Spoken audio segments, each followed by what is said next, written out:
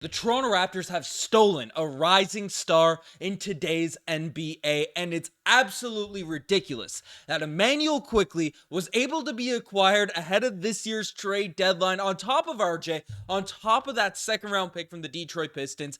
It is absolutely a heist for the Toronto Raptors to acquire Immanuel Quickley. Forget the contract situation, forget everything that's out there. Immanuel Quickley is a rising star in the NBA, and frankly, we were all pretty hyped up given how Knicks fans were talking about Immanuel Quickley, watching the highlights, looking at his numbers as a starter with the New York Knicks. We did all that. We gassed him up, but frankly, he looks even better than advertised. Looking at this man play, I am absolutely elated as a Toronto Raptors fan. And before people start firing off in the comment section, no, the even deal, all that type of stuff, I don't care.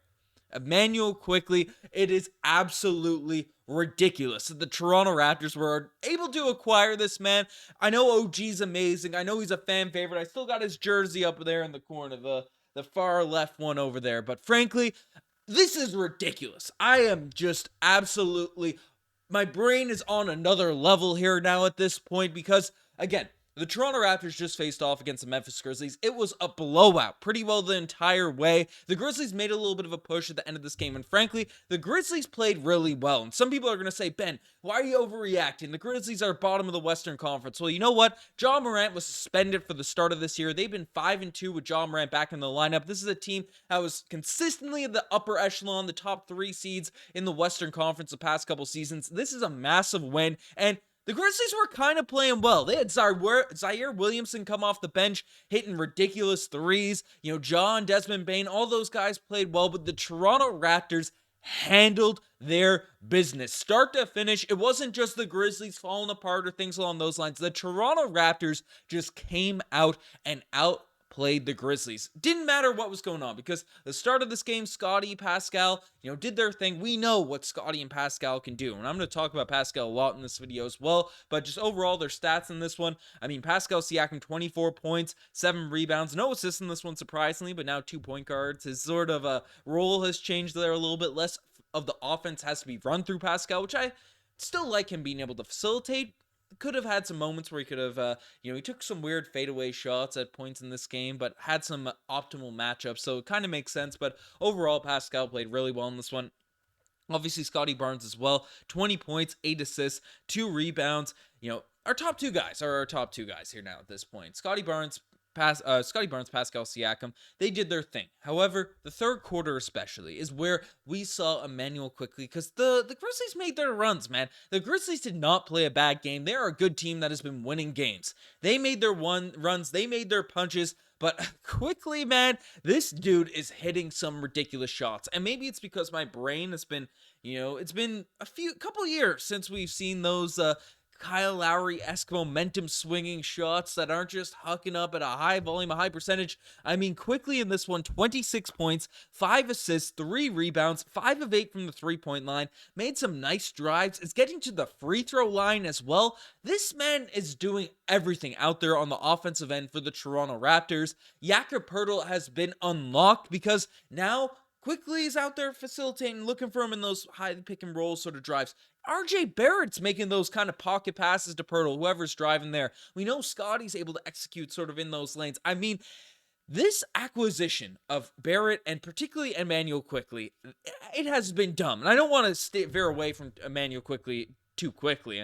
Get some puns going. But, we expected him to come in and be an elite scorer. The three-point shooting has been outstanding. The mid-range jump shooting, all that type of stuff. He has a nice floater game, he's confident with. He's able to sort of get rolling into his game. But frankly, and it's something I was a little bit worried about. I asked Chris about it, from Knicks Digest, and it's because Quickley's a little bit of a smaller guard. He's not looking like Desmond Bane out there at the guard position, looking yoked or anything like that. But how is he on the defensive end? And tonight, only 3 rebounds, only 3 rebounds for Quickley, but frankly, he is not a defensive liability out there. There were moments where he was underneath the rim, and he made some actual rim protection plays, hands up Roy Hibbert-esque, just getting some tips, getting some pokes of the loose balls. I mean, this dude is solid. He moves his feet. He has quick feet. He's able to he has sneaky strength. He doesn't get bullied by any means like guards like Marcus Smart, Desmond Bane. They weren't able to push him around at all. Yes, obviously Desmond Bane and Ja Morant are going to get their points. They had solid games in this one,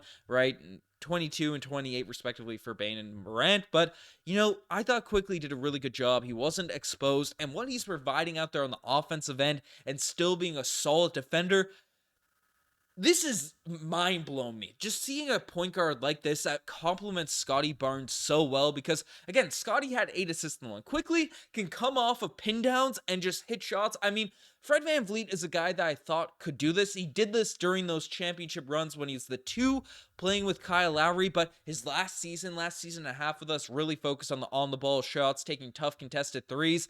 Quickley right now, again, he can take those drives, those floaters, those off the dribble stuff we saw Fred do for the past year and a half, but he's picking his spots seemingly a lot better than Fred VanVleet kind of did with the Toronto Raptors, and he's moving off the ball. And frankly, as someone that plays the point guard position, whatever level of basketball I play at right now, but I'm horrible for moving off the ball because I like the ball in my hands being a guard, trying to facilitate and stuff. So I kind of personally know how difficult it is to be the point guard on the team and sort of do those Steph Curry-esque gravity sort of cutting all around the basketball court. And Quickley, man, he is fast, moving around screens. He's a guy that can, again, take those dribble pulls, but he can also make some high IQ cuts and then pop out and hit some gorgeous sort of footwork. If you're coming off a screen, you need to be able to sort of set your feet and take that quick release shot. And he's really got that fast release that looks calm, that looks collected. And that is going to unlock the Toronto Raptors offense because we know what Pascal can do as a facilitator. We know what Scottie Barnes can do as a facilitator. I mean,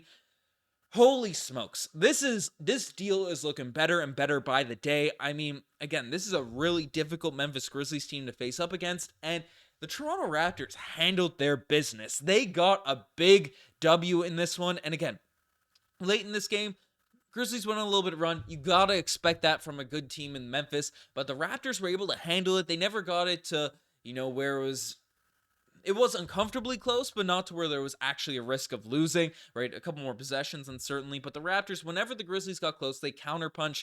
They hit some shots. The three-point shooting has been awesome for the Toronto Raptors right now. It is just another level watching this team in terms of fun. 46% from the three-point line. Again, Quickley was a big part of that tonight. Scottie hit a couple off the bench. Schroeder and Trent hit one. But, I mean, give a shout out to Masai Ujiri, man. Give a shout out to this man. We were going through Raptors therapy right there for a solid year and a half. And now things are looking good. Things are looking exciting. I am feeling just pumped to be a Toronto Raptors fan again. So shout out to Quickley, and RJ Barrett I think does need some credit as well because Darko Rajokovic has been putting him in weird spots. Weird rotations have been going on again. RJ seems to be getting comfortable with the offense, picking his spots at times, but 14 points, 7 rebounds, 3 assists. All the folks that were saying RJ Barrett's a liability on defense, you guys are nuts. I'm watching this guy play. He has strength for that guard position. He's quick enough to sort of get to his spots. Going up against Bane and Ja, I mean, he's did a really solid job at just, moving his feet, forcing defense into external help. The Raptors kind of have that one pass away gap defense. So RJ's just able to sort of execute, slide people into those spots. I mean, I'm really impressed with what I've seen from him on defense. He attacks the rim like crazy. And his touch seemed a little bit off tonight, but I loved what I saw from RJ Barrett. Hit a very timely 3 there as well. I mean, this is a steal. This is a steal for the Toronto Raptors. It's not to say that the, Knicks got finessed. Even though I made a video title and stuff, but an OG Anunoby is very valuable. But frankly, getting 2 guys at the caliber these 2 players are, plus that second round pick, I am just elated for what Masai Ujiri did. And, we're glossing over Scottie, we're glossing over Pascal, because we talked about them all year, but they were great. Pascal Siakam, 9 of 14 from the field. Had a couple moments, again, where he was cooking, so I don't mind him taking some heat check shots. Down the stretch, we will have to figure out our offense sort of in the fourth quarter when we have leads. The Toronto Raptors have been traditionally used to making those fake comebacks, those demoralizing sort of, or the hype us up in the fourth quarter and then demoralizing finishes because we can't close the deal. The Raptors have usually been on that side of things over the course of the season, so they need to get actually used to playing with the lead. So I don't blame them for letting other teams go on little runs at the end, but they've done a good job at sort of silencing the crowd, silencing those runs. Darko Rajokovic, I think, as well, takes an extra possession or two too long to call a timeout. Like if another team is on a run, I believe Darko should be calling those timeouts like a possession earlier. He's waiting, Eric Spoelstra, a team scores back-to-back buckets and it feels like the momentum's picking up, right? Timeout immediately. And good coaches maybe aren't as good as Eric Spoelstra, but Darko, instead of like 2 straight buckets, he's letting it be 4 straight buckets. I mean, if he could tighten that up a little bit, I think that will help sort of the momentum swinging plays, but he did do some solid timeouts. It wasn't, I forget which coach back was getting roasted for that, but I think Joe Mazzulla was, last season during the playoffs. So that's one thing for Darko to look out for. His rotations are also fairly interesting, playing Schroeder a lot at the end of games. I mean, I don't mind it. I really like that dynamic lineup of Schroeder and Immanuel Quickley to close off this game. But really the biggest thing for this Toronto Raptors team right now is going to be Gary Trent Jr. He's the biggest question mark because, again, Gary's a guy that's averaged 17, 18 points per game at times throughout his Toronto Raptors career. Most last season, the season prior, that were around his averages. And right now, Gary Trent Jr. looks lost. He kind of has fallen off a map right now at this point. I mean, 2 of 5, 5 points. It's no assists. He's not really doing anything out there otherwise. 2 turnovers. Gary Trent Jr. has a big problem when he sort of gets inside the lane, and it seems like he's trying to attack more, which I respect because it's a part of his game. If he can get going, it would be a huge plus to this Toronto Raptors squad, but he drives in, and he's still a little bit soft around the rim. Couple years last season, we saw him have a nice little floater game. He's not really taking those here now at this point. He had a nice little dribble pull from the kill spot.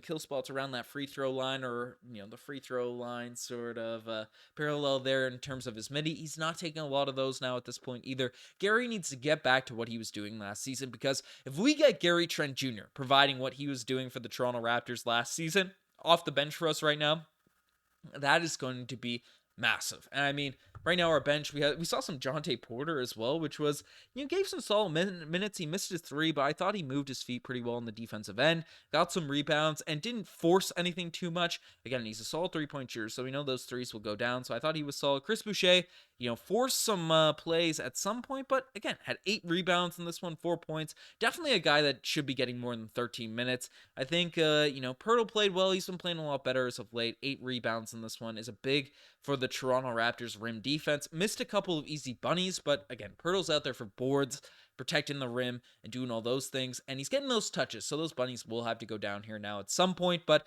Jonte Porter, it's interesting to see him get some run, and Chris Boucher should be getting more than 13 minutes. Those are my critiques sort of for Darko Rajokovic, but man, I am elated. I am pumped with this Toronto Raptors team. The Raptors got a good one in Immanuel Quickley. Got a little steal there from the New York Knicks, but let me know what you guys think in the comment section down below. Again, subscribe to the channel. You guys have been crushing it, hitting that sub button. Raptors are back. We're pumped with everything that's rolling. I'm signing out. Cheers.